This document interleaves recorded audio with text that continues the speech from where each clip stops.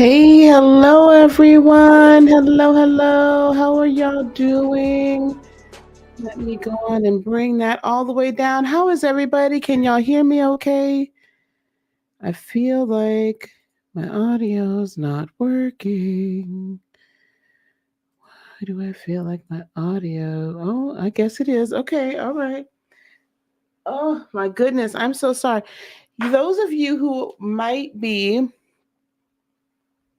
um, content creators, will know the struggle of I was like literally on the other side of everything over there creating a new intro. I wanted to have a new intro for tonight and it just didn't happen that way.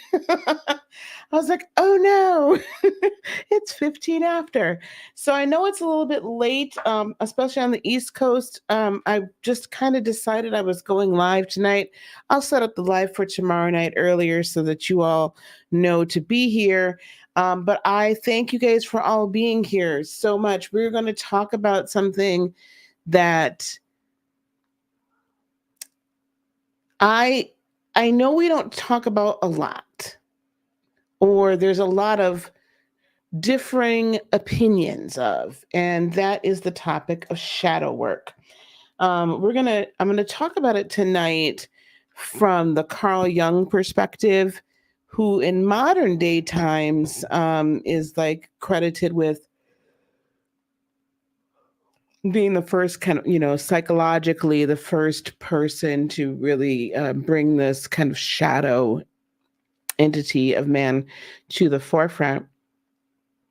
But um, it's certainly the shadow man or woman or individual has been around and been discussed for quite some time. So this really is nothing new. But I want us to talk about it because it is, again, it's something I think that as I get further into spirituality, certainly as I get older, then I understand, or should I say, I understand that it's not something to be feared. And I think too often, when we talk about doing shadow work, we'll talk about this now. When we talk about doing shadow work, we talk about it in the vein of it's something to get rid of, that somehow we have to conquer and we have to overcome our shadow. And I've come to understand that it's not that we need to overcome our shadow, but instead we need to integrate it. We need to access it. We need to embrace it. We need to embrace that it is what it is and that it is here to assist us. And it is here as a part of our existence, not something we can just like willy nilly just kind of toss off to the side and be like, well, that's okay. I don't really want to deal with it. Because if we don't, then we are not actually embracing a huge part of ourselves that is dual. Okay. So, first of all, let's talk about what is shadow. You could type it up for a long time, guys. What is shadow? So, shadow, when we talk about doing shadow work, it can mean so many different things. But the biggest, the I look at shadow or your shadow self is that lower vibrational portion of you, the primal nature of you. I look at shadow as that portion of you that operates more so from a third dimensional perspective rather than a higher dimensional perspective. So it's going to go more so by what's in your mind, what has been implanted within your being as how things go third dimensionally. It's going to actually be there to protect you. It's kind of an energetic, I think this is a thus saith Lisa. This is not necessarily a thus saith anybody else, but this is a thus saith Lisa. It's an extension of your mind and from an energetic perspective. What do I mean by that? Well, your mind is really it's the greatest computer known that we know of. um at least right now. It's the greatest computer that we know of, and it is a repository for information, right? It's a repository for the information, not just from this lifetime, but from other lifetimes. It holds all the Akashic or earthbound or third dimensional, right, information. Some believe it also holds the information if you had incarnations on other planets and in other galaxies and in other dimensions, it holds that information as well. That's a whole other story. But anyway, for sure, it holds this information, right? And so what the mind does is it's been programmed from the time you were born until now, and it continues to be programmed and reprogrammed, and it can be reprogrammed. And so it holds all of this information and it comes up with the probability based on past information, based on past knowledge that has been input into the system. What is the probability of you succeeding, of you not succeeding, of you getting hurt, of you not getting hurt? Oh, wait a minute, this is actually how life is supposed to go because we've been taught this. Or, no, I don't think this is possible because we haven't been taught this. We haven't encountered this before. That's what your brain does. And it is designed to help you, to protect you. Now, you might be like, okay, well, then why do I keep choosing the wrong person? Why do I keep finding myself in a situation that doesn't seem to lend itself to really being helpful at all? Why? Well, that's because of the programming that you've received and that you haven't quite gotten rid of yet. That programming says, this is my life. So therefore, when A, B, and C happen, even if it looks different, even if the possible outcome is different, even if all that's different, you're going to come up with D. When really your higher self says, no, we're all the way down the road at L, M, and O, P. You don't have to do D and E and F over and over and over again. Right? So this is the fight that happens. So our shadow, right, is that repository of fear, of doubt, of frustration. But it's also the space of raw power.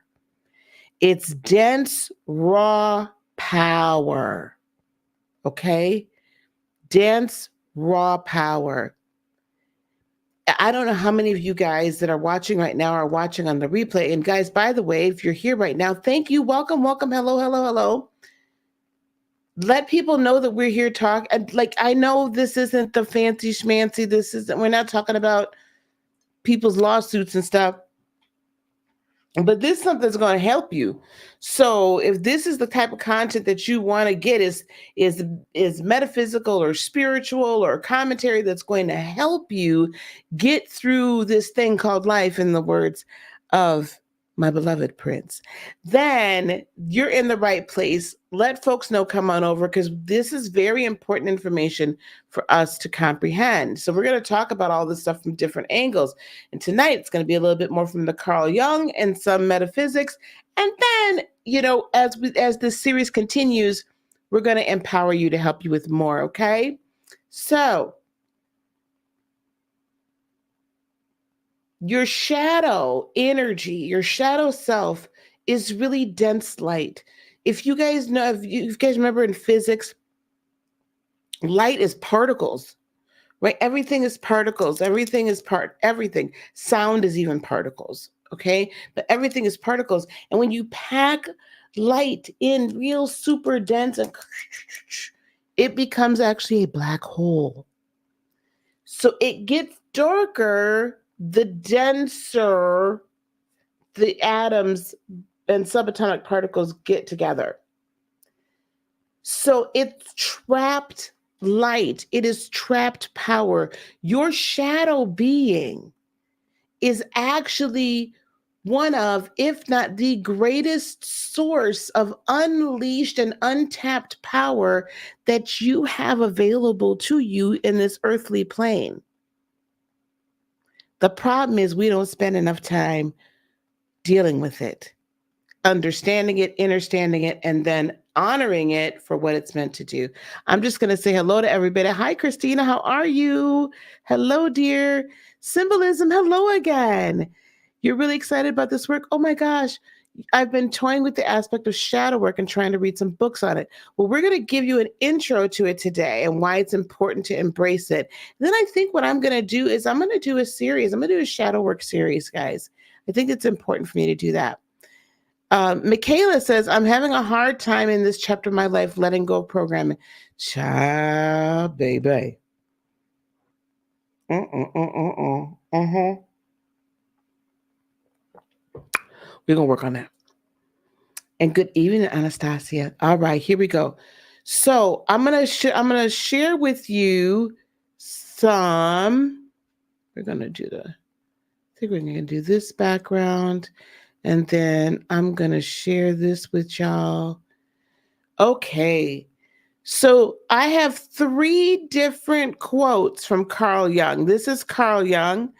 Carl Jung, I'm going to tell you who he was. Let me bring up his wiki. Carl Jung. Wikipedia. Let me bring up his wiki before I do anything else. How about that? So we know who he is. You can see exactly where I got to turn picture from too. Here we go. Carl Jung. So we know who we're talking about. In addition to this, mind you, Carl Jung is also attributed to being one of the greatest modern day astrologists as well. So this is really going to be kind of interesting. Carl Gustav Jung is German. Okay.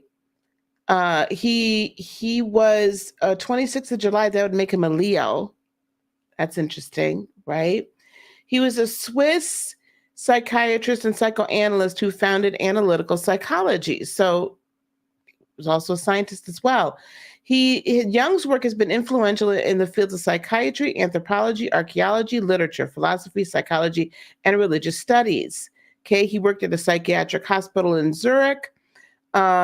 He established himself as an influential mind, developing a friendship with Sigmund Freud, the founder of psychoanalysis, and they wrote quite a bit, conducting lengthy correspondence paramount to their joint vision of human psychology. Jung is widely regarded as one of the most influential psychologists in history. Okay, so let me. Okay, here we go. Among the central concepts of analytical psychology is individuation, the lifelong psychological process of differentiation of the self out of each individual's conscious and unconscious elements. The differentiation of the self out of each individual's conscious and unconscious elements. Jung considered it to be the main task of human development. He created some of the best known psychological concepts, including synchronicity, archetypal phenomena. Okay, so Jungian archetypes are a concept from psychology that refers to a universal inherited idea, pattern of thought, or image that is present in the collective unconscious of all human beings. The psychic counterpart of instinct, archetypes are meant to be the basis of many of the common themes. Okay, we'll talk about that a little bit more. And there's a collective unconsciousness. So even though he was a psychologist, he understood that there was a collective consciousness, subconsciousness, and unconsciousness. That's going to be very important when we're looking through at his teachings. Now, this is the first of 3. We're not going to go into depth, but I want you guys to grasp the importance of understanding, and honoring your shadow. Okay. Hey, Damika, how are you, dear? Hello, Juanita. Coach Leslie, how are you, sweetie? Hello. Okay, here we go. Carl Jung. Unfortunately, there can be no doubt that man is, on the whole, less good than he imagines himself or wants to be. Oh gosh, that already hurt. Just hang on though. Everyone carries a shadow, and the less it is embodied in the individual's conscious life, the blacker and denser it is. Okay, can we talk about that for a minute? Let me go back. Everyone carries a shadow, and the less it is embodied in the individual's conscious life, the blacker and denser it is. Now, what in the world does that mean? To me, this is what that means. The more we deny that the shadow is there, the more we just try to push it out and push it out and push it out of our lives, the blacker and denser and more intense it becomes. Because the reality of it is energy is neither created nor is it destroyed, right? So if we are all born with shadow, if there is shadow that exists in our dual, actually triune being, but shadow exists in this dual life, why do we keep trying to push it away? Why do we keep trying to subdue it? Why do we keep trying to eradicate it? Why do we keep trying to erase it? Hmm. Based on what you're reading, can suppression cause? Yes, that's exactly why symbolism. Suppression causes issues and problems. I don't know how many of y'all watch, um, my OGs know that I love Mother Iyanla. So if anybody is around Mother Iyanla, Auntie Iyanla, let her know that Auntie Lisa's I'm trying to get with her so we can have brunch. Okay. She has a saying. She had a saying on her show, Iyanla Fix My Life. What cannot be spoken cannot be healed. And I want you to think about that while we're reading. If an inferiority is conscious, one always has a chance to correct it. So, okay, I'm going to keep on. Furthermore, it is constantly in contact with other interests, so that it is continually subjected to modifications. But if it is repressed and isolated from consciousness, it never gets corrected. I'm going to say that again. But if it is repressed and isolated from consciousness, it never gets corrected. If you never acknowledge that there are issues going on in your life, if you never acknowledge there were certain things you were taught, not just as a child, this is the other thing I want us to grab a hold of. Shadow work is not just inner child work. And I think we've lumped that together in a way that no longer works. That don't make it. It don't cut it no more. It just doesn't. And it doesn't cut it any longer because we don't stop growing as individuals, as people, the minute we turn 18, 19, 20, 25, 30. We don't stop growing. We don't stop learning. We don't stop being programmed. Right? We don't stop being taught how people are going to treat us, or we don't stop replaying the same programs and then elevating them, right? So why do we think that inner child work is only, now the Freudian ideas would be that that everything originates, which it does, with childhood. And so Freud believed that you really needed to do the inner child work And you could just put everything back. Hey, you two, stop. Oh my God, hold on. For Pete's sake, cut it out. Take that fight somewhere else. I, I mean it. That's my cats, my bad.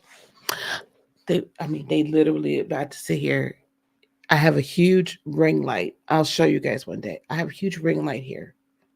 If you see it in my TikToks, a lot of times or my shorts, I'll record them from this direction. And so these two cats were about to play WWE wrestling right here in front of my ring light and knock it the heck over. Anyway, where were we? Repressed. Oh, inner child. So but we only say that everything is based upon childhood, then girls, then we never, these cats, I need a dog to regulate the cats. Then we never get to a point where we are actually able to do this part of the work, which is bring it into consciousness, bring it and say, oh, I see you. And then the more that I see you and the more that I allow you to come up, then you can interact with the new world that's being created, or you get to interact with other energies that can help us to change, that can help us to reprogram. What happens a lot of times, you guys, is the reason why we have trouble reprogramming ourselves is because we tend to stay within the confines of a group that has the same type of collective thinking, because we continue to subconsciously attract the same type of collective thinking towards us because it's easier. It's not until we consciously say, this is something I wish to change, I wish to live my life differently, and how does that look, feel, what is that vibration, that we then begin to bring others into our zone, into our sphere of influence, into our sphere of interaction. And then that's when those energies begin to be able to be changed. Okay? All right, here we go. Symbolism. I've been to Italy, into Italy, feeling like I need to explore my dark side. We do need to explore the dark side. Tap into the shadow aspect. Oh, that's wonderful. I'm glad this is right on time. Hey, DeAndre. 2:41 a.m. Where are you, beloved? Are you overseas? Are you in England? Maybe? Or where are you? Juice! Hello, Juice. Guys, go and subscribe to the Juice radio and talk show, both here and on Instagram. Okay, let's go to the next one, shall we? Do you guys understand this? So now we're establishing the first tenet here. We are not, you're in London. Yes, I knew it. I have friends and clients over in the UK. So I did some quick math. So now we've determined that it's okay to bring the consciousness to light. What's done in the dark will come to light, right? I'm not the only one that ever heard that and probably had it happen. Okay, here we go. The shadow is a moral problem that challenges the whole ego personality. For no one can become conscious of the shadow without considerable moral effort. Oh boy. Oh boy. What does that mean? Definition. You guys know what we do here of moral. I'm going to start coming up with I'm going to have like little like swooshes for when I want to bring out like a definition or something like that. Cause I'm big on the definitions, child. We got to know what we're saying. We have to know the meanings of these here words. Here we go. Definition of moral. Here we go. Let me make this bigger. That's good. Okay. Concerned with the principles of right and wrong behavior and the goodness or badness of human character. Okay. Now remember what we were talking about, though. The shadow is a moral problem that challenges the whole ego personality. For no one can become conscious of the shadow without considerable moral effort. Okay, so we have to so that's the first one, right? The second definition is holding or manifesting high principles for proper conduct.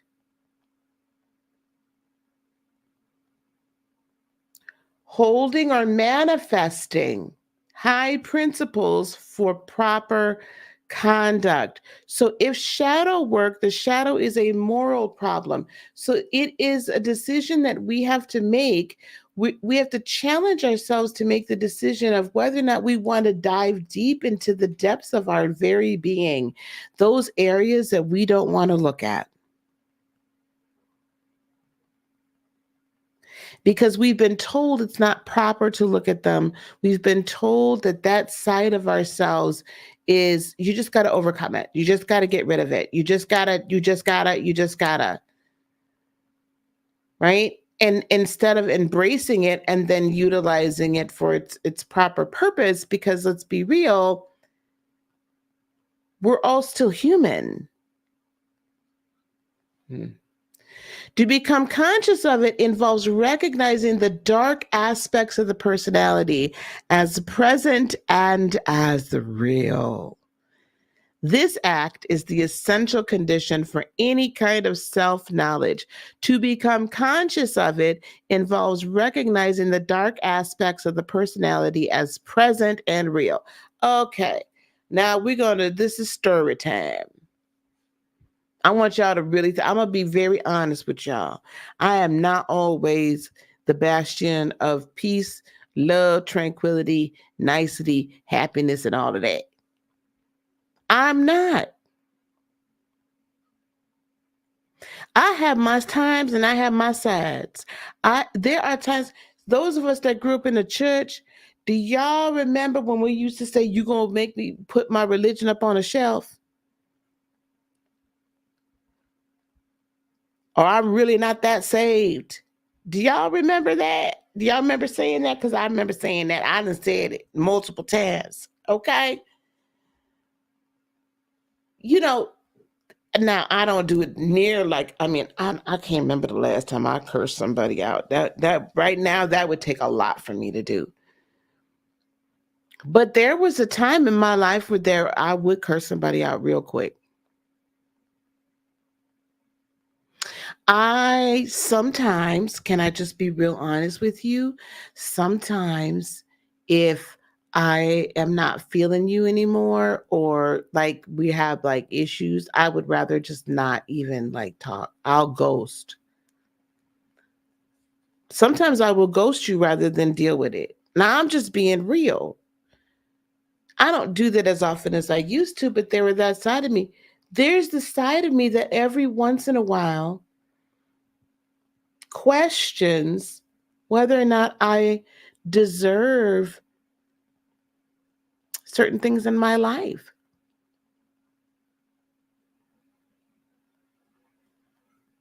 It took me so long. Do you guys know it? Okay, this is a true story. I don't mean to be, I'm not trying to brag. Hi, T of my life. Hello, dear.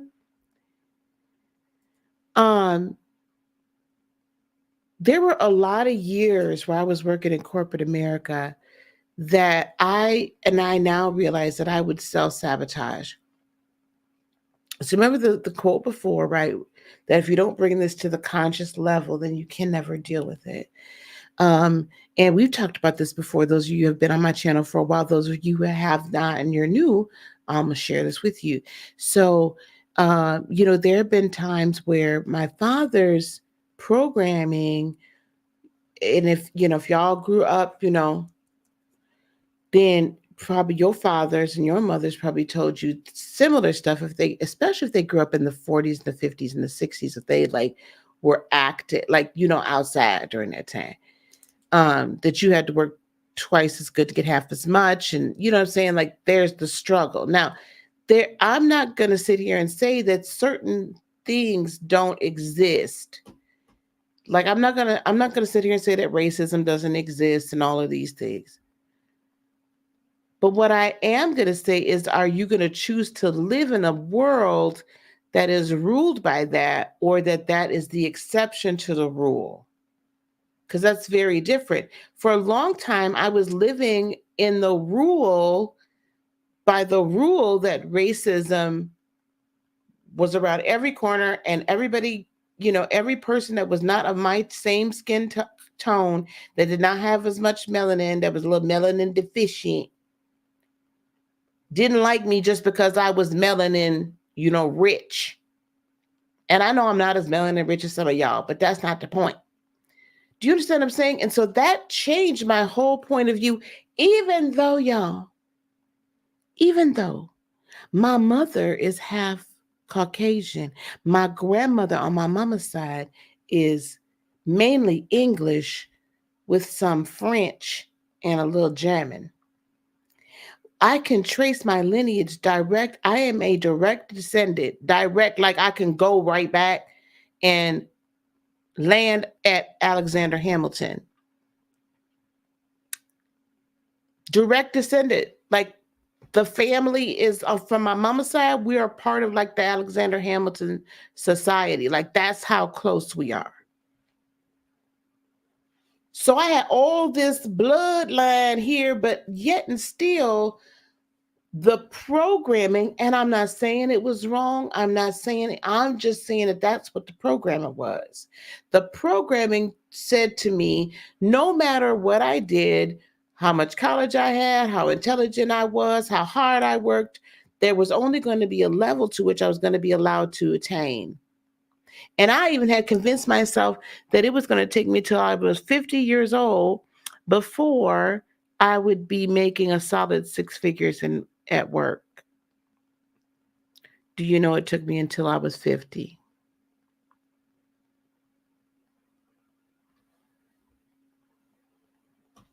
Thank you, T. Thank you, sweetie. Oh, Christina, thank you for inviting her. Do you understand what I'm saying, guys? But this is what the result, this is what can happen when you don't do your shadow work. When we don't go into the depths and the recesses of our soul.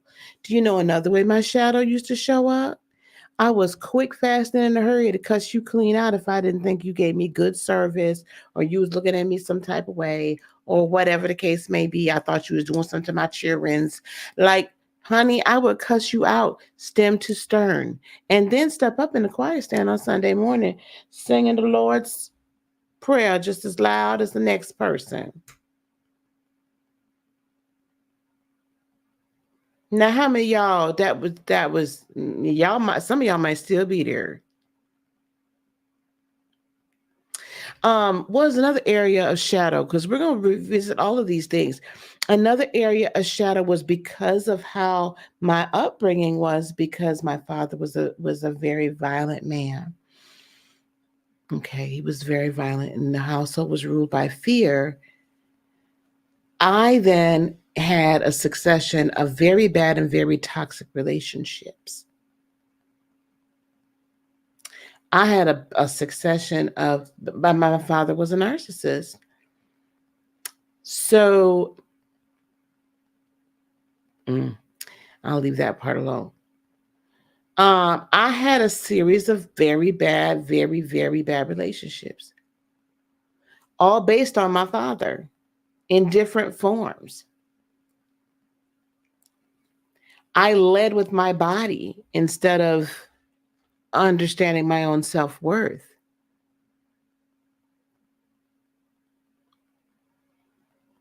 Right? Now, I ain't trying to say I was a hoe.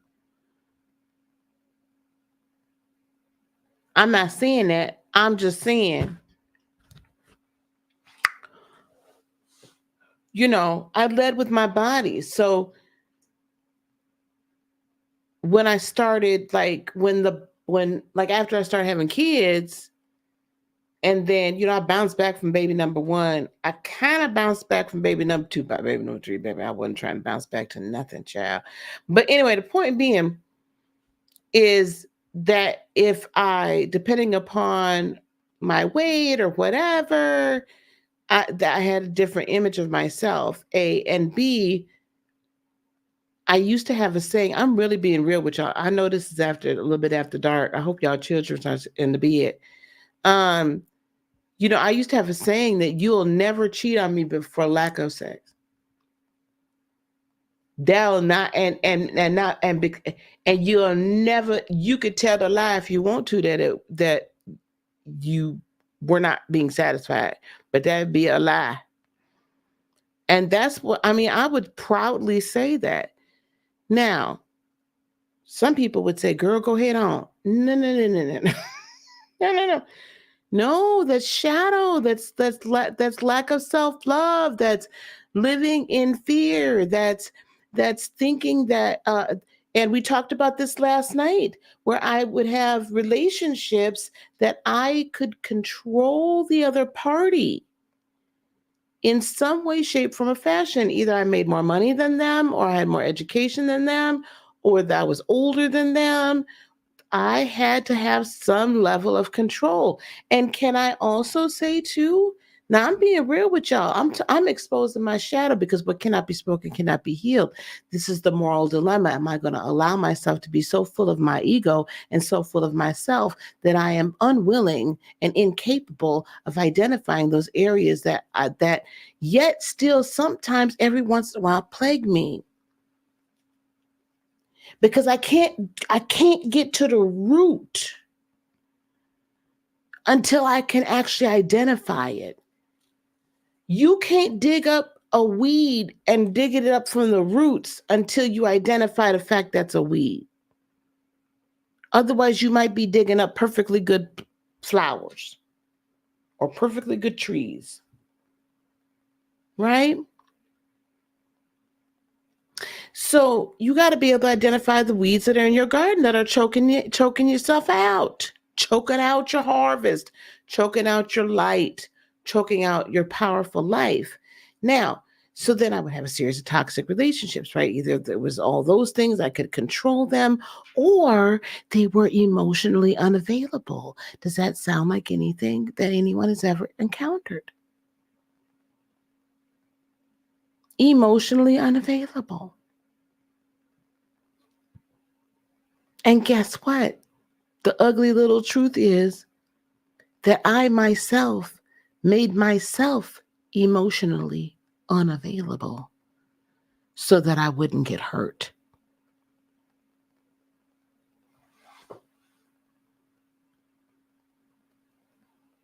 Mm.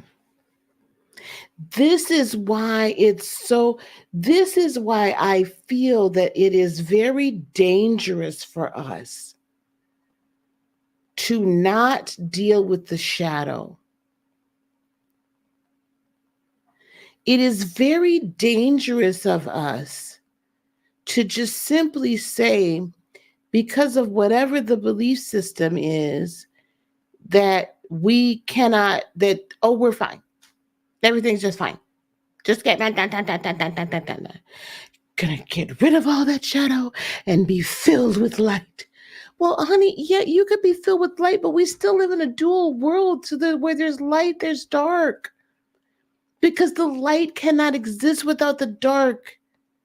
And yes, when you turn the light on, then the dark dispels.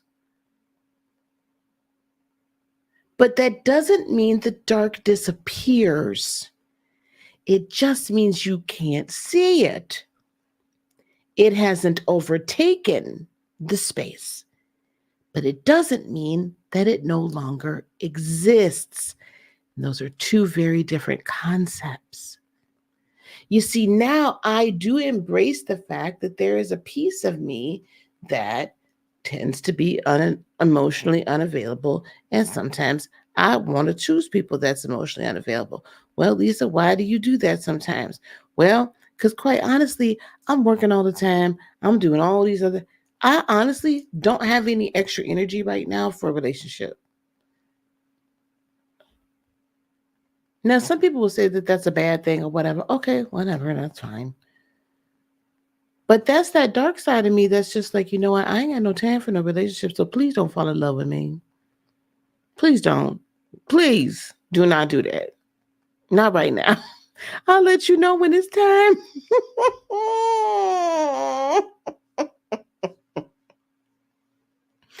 You know what I'm saying? I just ain't got no time for it right now. And I'm okay. But I had to stop trying to have relationships with people that were emotionally unavailable to me. And then it was okay for a minute until my feelings got involved. And then I wanted to change the rules of engagement. And then we get mad because of all the while I chose that person subconsciously on purpose that did not have that was completely incapable of having an entire relationship. Mm. Mm-hmm.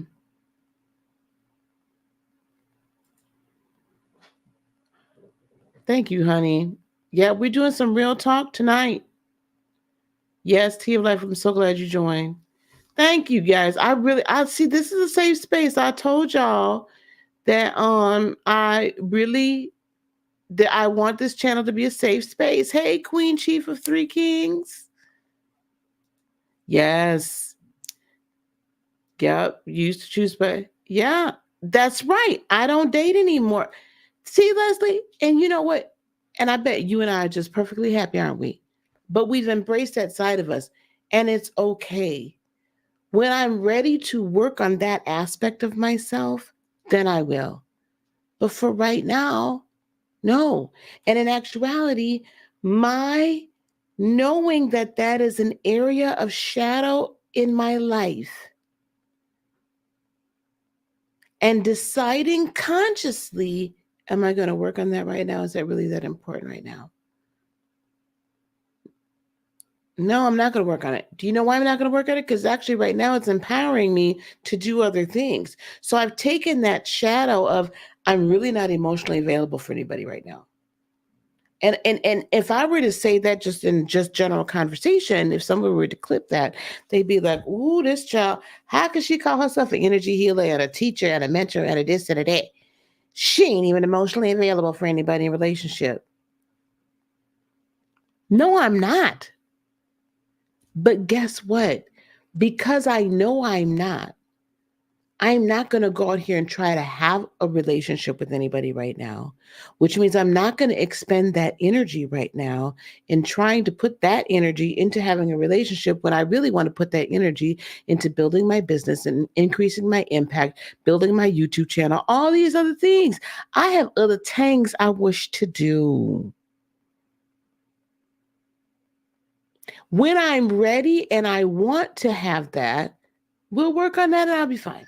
And then I will attract in the love that I wish. Yes, it's so peaceful. You refuse to be around anyone negative? God bless your soul. You have attracted all positive people, baby. You were emotionally unavailable, and you've grown from that, and that's great. That's great.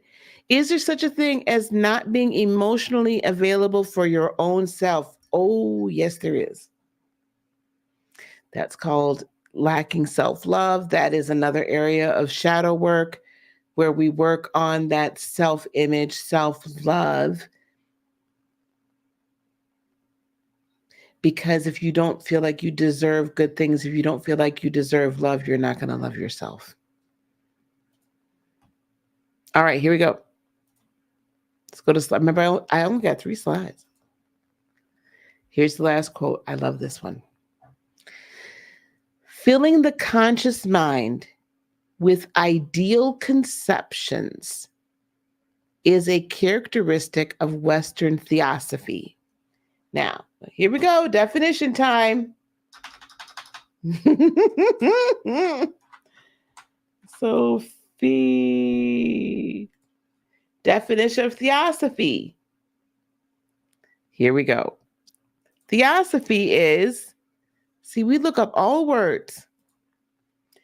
Theosophy is any number of philosophies maintaining that a knowledge of God may be achieved through spiritual ecstasy, direct intuition, or special individual relations, especially the movement founded in 1875 as the Theosophical Society by Helena Blavatsky and Henry Steele Olcott. I don't know nothing about that one. So, any number of philosophies maintaining that a knowledge of God may be achieved through spiritual ecstasy, direct intuition, or individual relations. Okay, so now we know what that is. Okay, what is theosophy in simple words? Teaching about God and the world based on mystical insight. Interesting. Okay.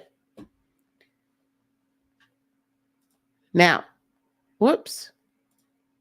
Okay. Filling the conscious mind with ideal conceptions is a characteristic of Western theosophy, but not the confrontation with the shadow and the world of darkness. So, in other words, and we do this right now today, don't we? You came here. My name is Heart of Inspiration. My channel name is Heart of Inspiration. I teach esoteric practices and spirituality modalities, and I teach all these things, right? And how to have. In fact, one of the giveaways that we're going to have this weekend, actually, we'll start it tomorrow, is a guided meditation that I did on becoming a limitless being, like getting in tune with your higher self and grabbing a hold of those gifts and everything, living in the cosmos, right? Living a spirit-led life. And then another gift I have for y'all is like creating your own guided meditations. And then we've got all sorts of, like, I teach this stuff.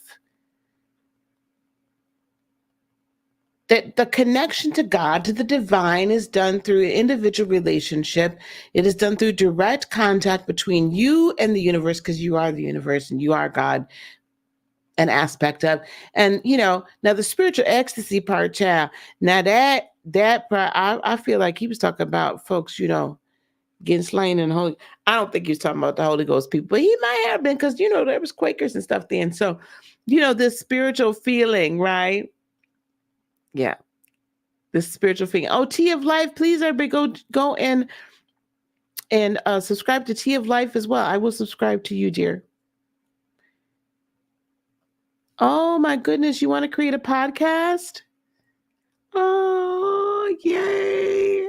We should. Yes, you have to love yourself before being in a relationship, and you got to teach people how to love you. Yes. Now, here it is. One does not become enlightened by imagining figures of light. Now, he was not a believer in the spirit realm, as you can tell. One does not become enlightened by imagining figures of light, but by making the darkness conscious.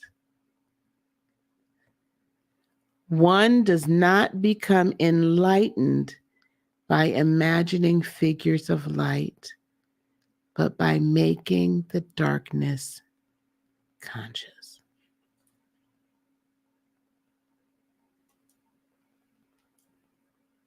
Do you know what that means, guys?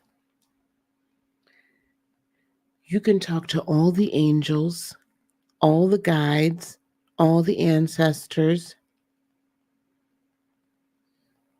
all the beings from the Federation of Planets, the Galactic Federation, all the fairies, all the Palladians. Who am I missing?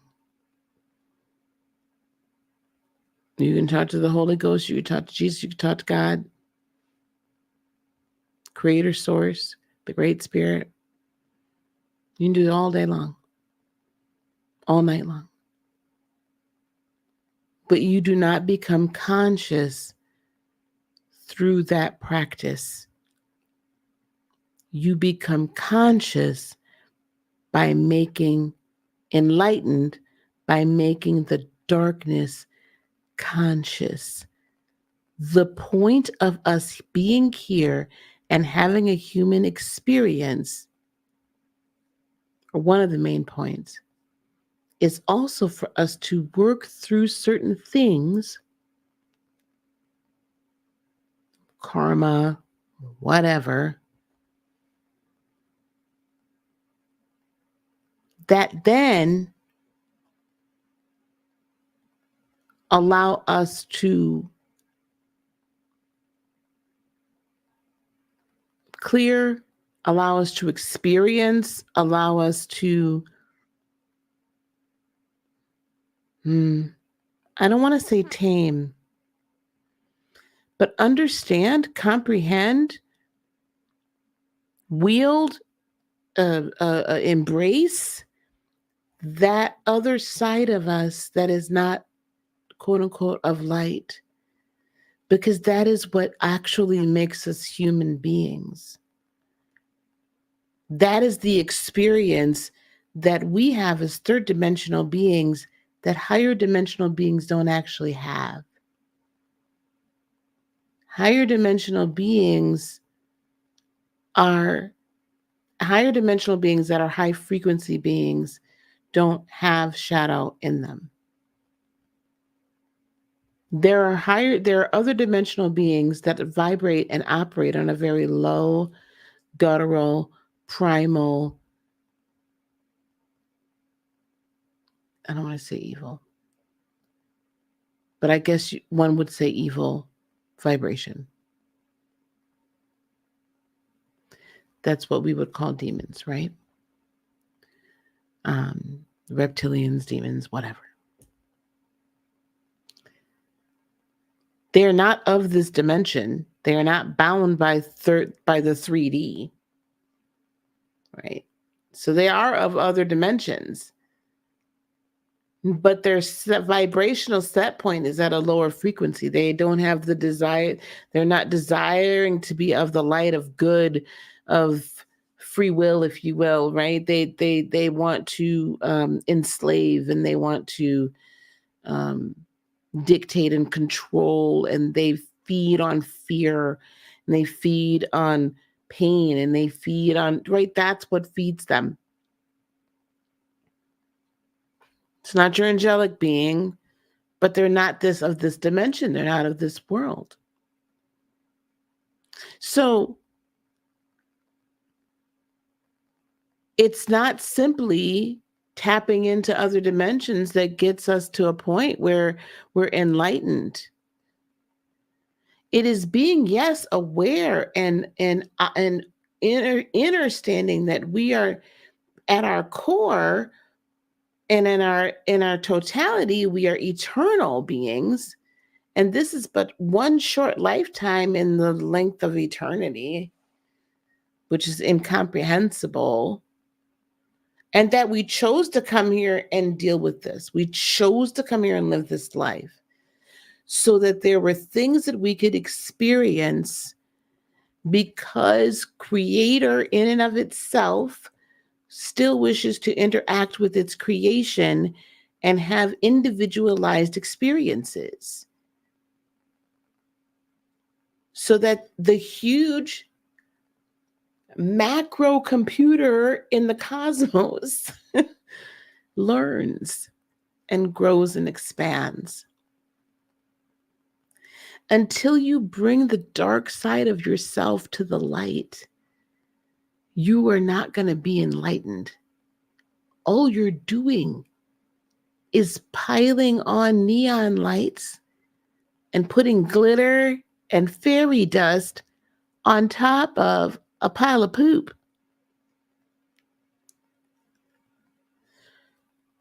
Or you're covering up the tar, you're covering up the black hole, you're covering up because you don't want anybody to see your slip showing. But guess what? Your slip showing. You don't want anyone to see what you look like without the paint of perfection. Uh-oh.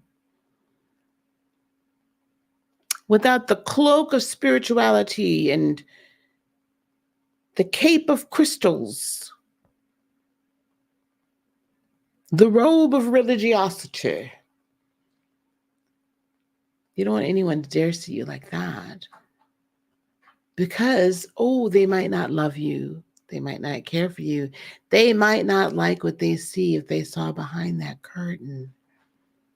But until you yourself face it, and until you yourself embrace it, you are not going to be able to unleash the power that you were meant to live in here on this planet. The shadow never truly goes away. We we we release some of that power, and we release some of that dark, dense energy and allow it to transmute into light, and then we reintegrate it and elevate. And then the next time you have an opportunity to get into a relationship, or the next time you have an opportunity to get that promotion at the job, or the next time you have the opportunity to break through an earning level, or the next time you have the opportunity to go on a great adventure, whatever the case is, the next time you have the opportunity to elevate yourself and really teach your family and help your family understand how to love you and for you to love them unconditionally, the next time any of these things come at you, then if they come at you at the same frequency, you're fine. If they come at you a little deeper, you can be like, oh, I recognize that. That's that, you a narcissist. I really don't want it. That was cute. You almost got me. You was close. Mm-hmm. But because I have been bringing that darkness to the light, because I've been bringing that little girl that was so afraid and always trying to please her narcissistic father, and was so afraid of displeasing, and was always like looking out for the gaslight, or was just like, I didn't know what gaslighting was, of course, then, right? But I was like, oh wait, thinking I'm nuts. So until I learned how to deal with that, right, and I really embraced that this was a part of me and this happened to me, and I was programmed to interact with men in this way, and I was programmed to attract a certain kind of man, and I was programmed, if it wasn't that narcissistic man, then it was somebody that I could control, and that was narcissistic in and of itself. Right? Until I dealt with all of that, I couldn't become enlightened about any of it. I was just going through the motions. Did you hear that? Those bad cats. They went and opened up one of my cabinets and slammed it. Anyway, I'm going to blink twice if I need some help. Right? There's all these things. So there's no way I could have become empowered or enlightened. I would have just been going along. And I'm going through all this garbage as a young adult and a young woman, even into my 30s. I'm going around the country preaching, and I ain't dealt with none of this stuff. But you would never know, because I was speaking in tongues, laying on hands. People was falling out. I was giving words, child. I'm going and casting out demons. I'm going and breaking generational curses. And all the while, I still got a closet full of skeletons and a closet full of shadows, child, that I ain't a bit more dealt with than a man on the moon. Because I was taught that part of me was dirty, it was disgusting, it was this, it was that. That's the part that needed to be healed. And I'm not saying it doesn't need to be healed, but what I'm saying is, if you look at the healing of it as just merely starting to bring it to the to the forefront, into the consciousness, so that we can reprogram ourselves, it makes it a lot easier to handle the shadow part.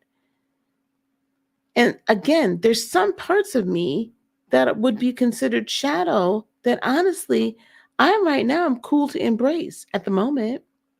I use it as a source of power. When it becomes something that hinders me from operating, that's when it's a problem. Does any of this make sense? Are we doing okay? How are we doing? Please help my understanding on shadow work. So does that mean that I need to acknowledge the darkness within me by ignoring the light within me? And what do I do with that light? Okay. You're not ignoring the light within you. You're not ignoring it. But you're not only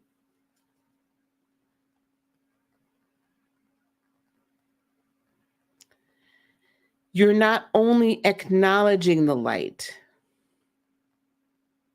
The light is where we aspire to. All the light is doing is it is there to help illuminate the dark, layer by layer.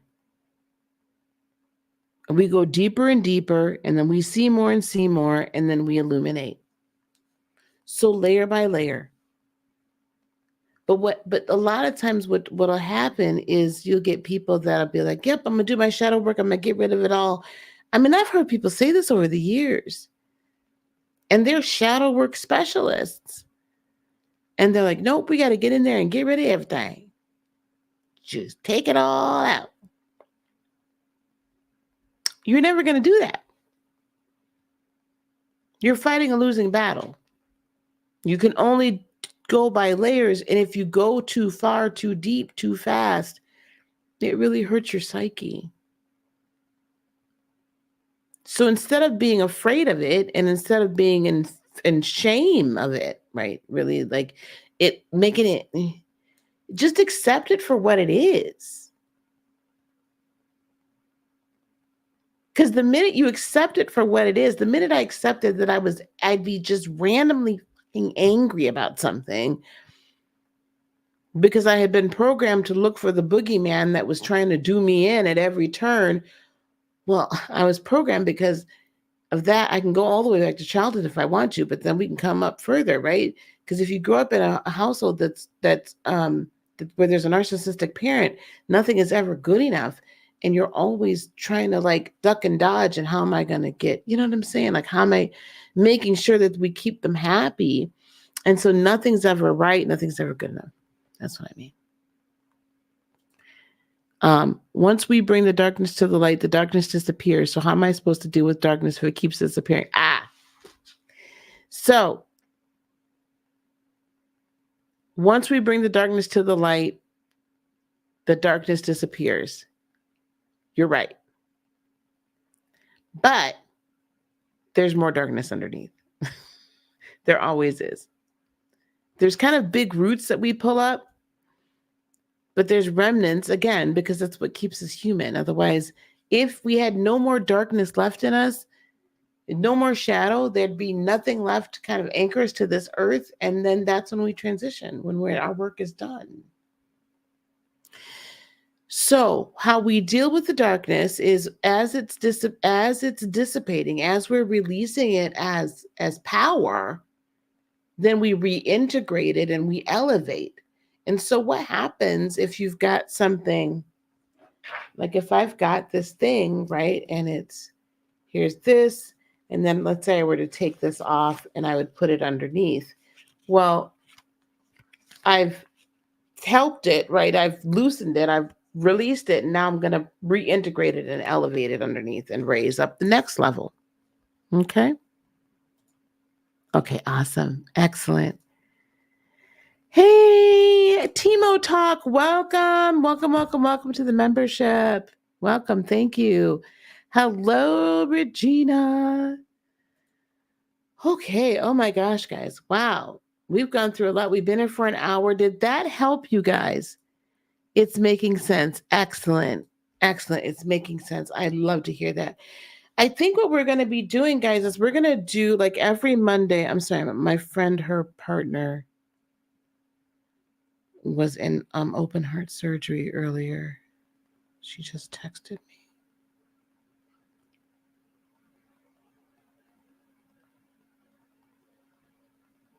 Okay. Yeah, he was in open heart surgery. He had, what did she call it?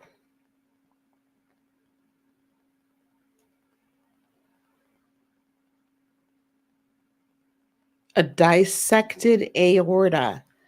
I don't know if you guys have ever heard. I had never, and I was studying to be a doctor. But your aorta, well, all of your blood vessels, they have linings. Um, and everything has a lining, right? So the lining of the aorta had separated from it, and so it was like crazy open heart surgery emergency that he had to have today. And I was holding space for him. I was sending, I was like kind of doing Reiki from here, there, right, to out in California, and I could see and I sense, right, his spirit was hovering over his body. It wasn't like it was hovering. So we had to have a little bit of a conversation. Like I needed to find out from him, did he really want to leave or did he want to stay? Um, because if he wanted to leave, I would just prepare my friend for that her partner wanted to leave, Um, so we had to have a conversation about that. And I think he was, I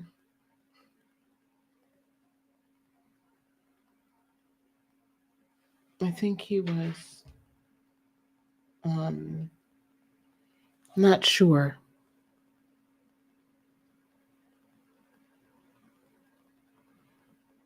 He was conflicted whether or not he wanted to transition or not. And a lot of times when spirits are in between the realms, um, this isn't the first time I've had to have conversations with somebody's loved one. And, do you want to stay? Do you want to go? What do you want to do? I could just tell you, your peeps here are going to really, I don't know if it's your time. I can't tell you if it's your time or not. You know what I'm saying? Like, that ain't my place per se. But I can sense that I can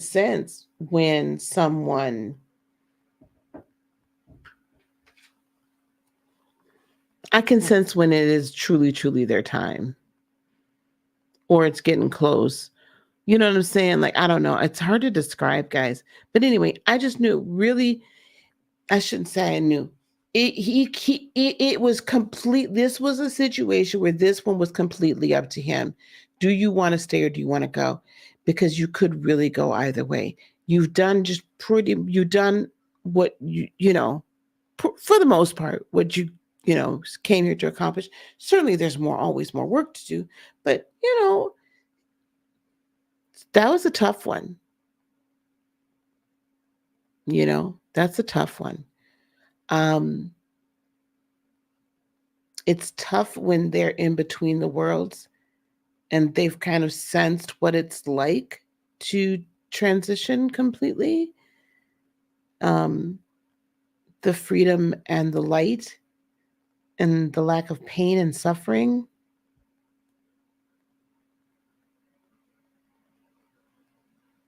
And the freedom because you're not constrained by time. So, but he decided to come back and I'm okay. I'm glad. I'm glad. I'm glad this helps. Hey, Timo Talk. Oh, honey. Yeah, I had never heard of a dissected aorta. Yeah, I can't. I'm shocked. I haven't heard the story, but they don't. I mean, they live in the LA area, but I don't think they live that close to a hospital.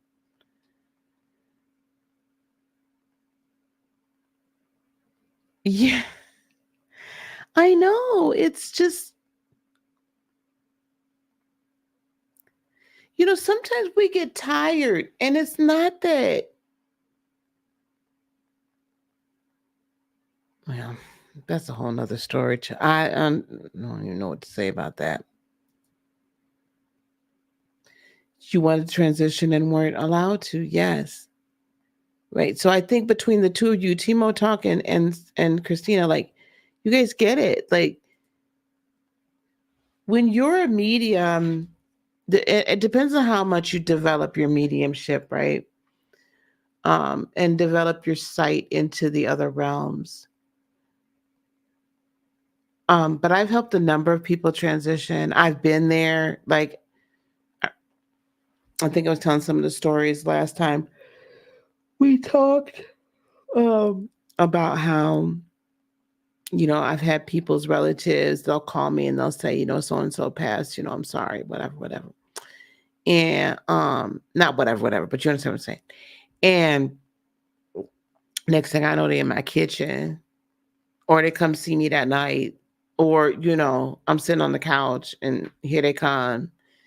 And it's a whole conversation, it'll be a whole conversation. Um, Sometimes I talk to them later and it's, they need help like finishing their transition. They kind of get stuck. Sometimes I'll see them before they transition, like when they're still in the hospital, and they're kind of detaching, they're kind of coming in and out of physical consciousness or being attached to the body. And, they'll want me to let their loved ones know or whatever, like I'll just sense them. And yeah, I wouldn't say that I'm like a death doula because that's very specific. I think if I wanted to be, I probably could be, but it's just easy for me to be in touch with those on the other side. It's just easy. But he definitely had left his body. He had definitely left his body. He was really thinking about exiting. Mhm. You wanted to too. You feel like what's chasing you, sweetie? The other realm? No, no, not at all. I don't think it has anything to do with that. I think that when you get, it's understanding the earth plane ain't everything. Exactly. I've never been in that position where, stop. You are such a brat. Um, she's mad. I think she wants me to go to bed. Um, I've never been in that position where I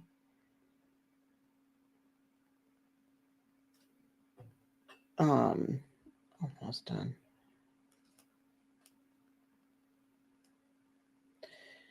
Um, where I was near transition.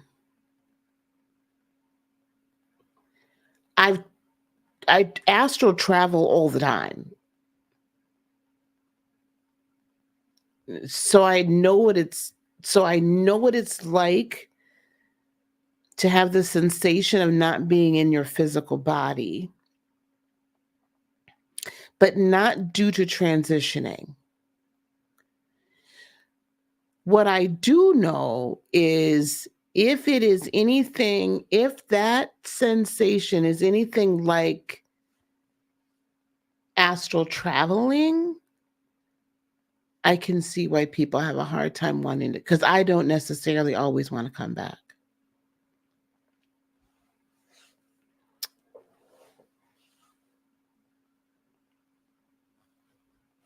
I don't. It's kind of a cool thing to be in different realms. It's a completely different feeling.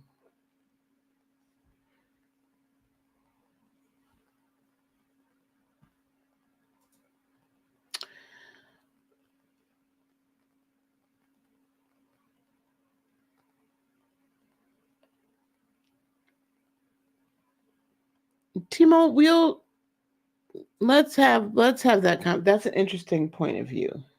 We will talk about that. I don't know if death chases you.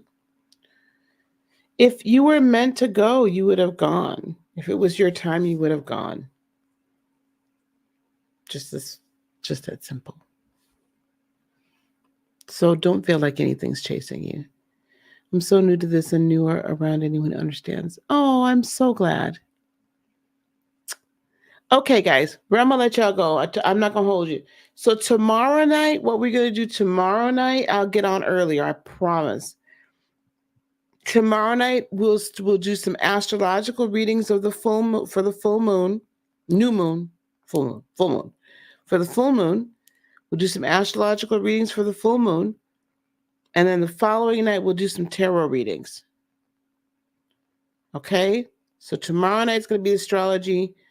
Wednesday night we'll be doing some tarot readings.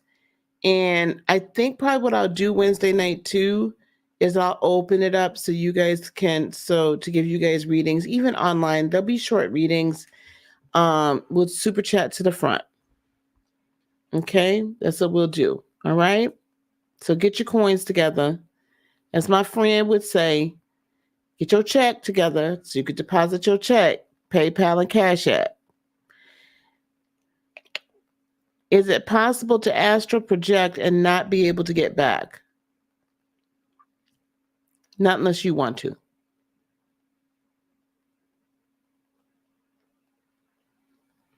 I have had other people where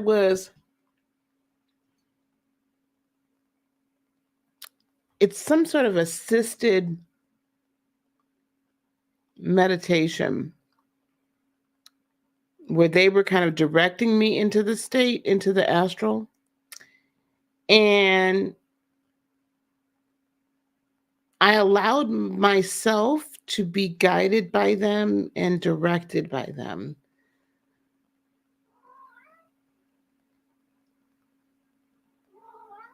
And they kept me in that state for, I feel like, way too long. I'm talking. So, and it made me uncomfortable, and I've never allowed them to do it again. That was the only time I wasn't sure. Well, I mean, I guess I knew that they were going to bring me back. They weren't just going to leave me there. But whenever I go on my own, I always come back. I always come back.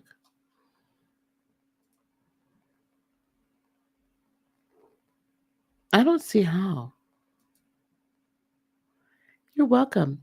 So every Monday night for a little while, every Monday we'll do some shadow work stuff. We'll talk about different aspects of shadow work.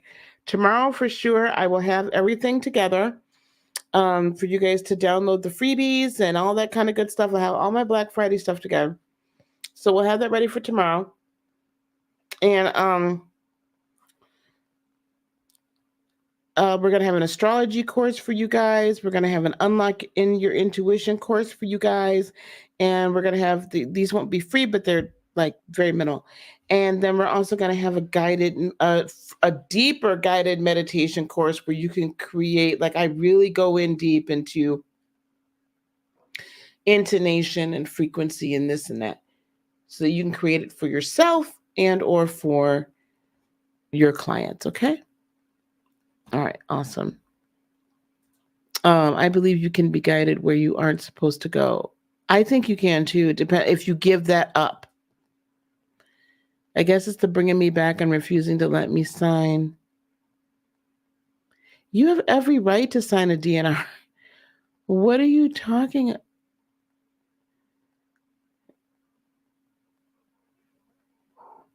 Okay, So no, I would say that tells me it wasn't your time. Because if it was your time, then nothing would have stopped you being able to sign a DNR. Okay? I love astral travel. Do you recommend any books for shadow work? Oh. Oh. You would ask me that, symbolism.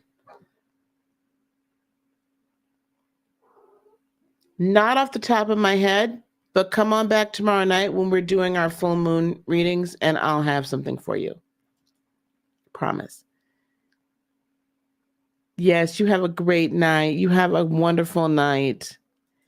All right, guys, I'm going to get on out of here, okay? I got to go. Peace, love, blessings, and joy be unto you today, tomorrow, and for all eternity. I love you. I love you. I love you so much. Namaste. Bye.